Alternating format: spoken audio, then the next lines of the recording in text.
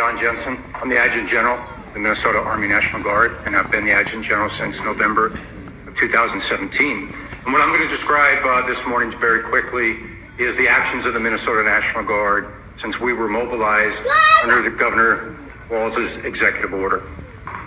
Like many Minnesotans, I woke up yesterday morning to the news that the Minneapolis mayor had requested National Guard support. The only difference was I opened up my phone and there was a text from Commissioner Harrington. It wasn't the newspaper or the morning news that notified me of that.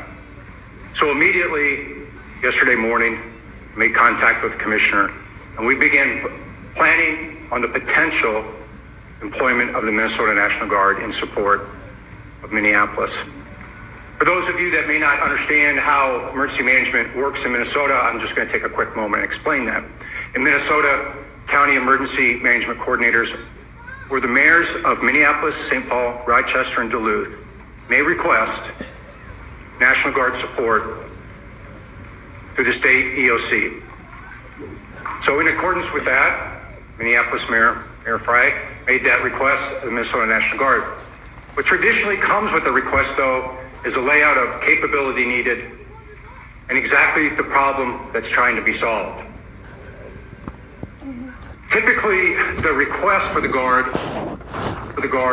and that type of information come at the same time. Sometimes it lags.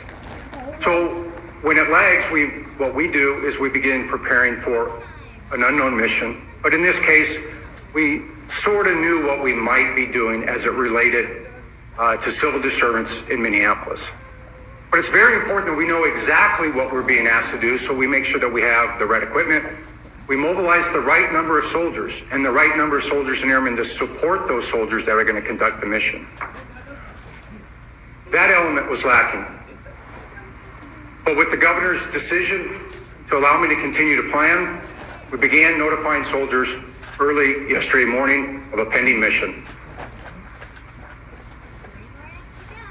Once we notified our soldiers, again with the governor's verbal approval, we began mustering our soldiers and moving them into the metro area, knowing that the most likely probability of employment was going to be Minneapolis. As we met as a senior team yesterday afternoon, the one topic that continued to be discussed was the lack of clarity and the lack of a mission and a description of what exactly the Minnesota National Guard needed to do. My concern to the governor was twofold. One, I didn't know what special equipment I might need to accomplish the mission. And two, I was very concerned about being asked to move to an unfamiliar area of Minneapolis under the cover of darkness. I wanted to get out when it was still daylight, where my soldiers and my airmen could become familiar with their terrain and familiar with their mission. We never got such mission assignment. We never got such mission description. Yesterday, we performed 4 missions in support of the governor's executive order. The first mission came from the governor directly.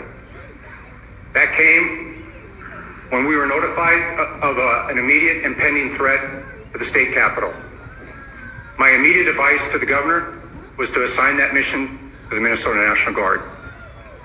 And he agreed, with one caveat, and that is the State Patrol also wanted to support that mission. So in cooperation with the State Patrol, we began that mission. The second and third mission came together. It came from St. Paul.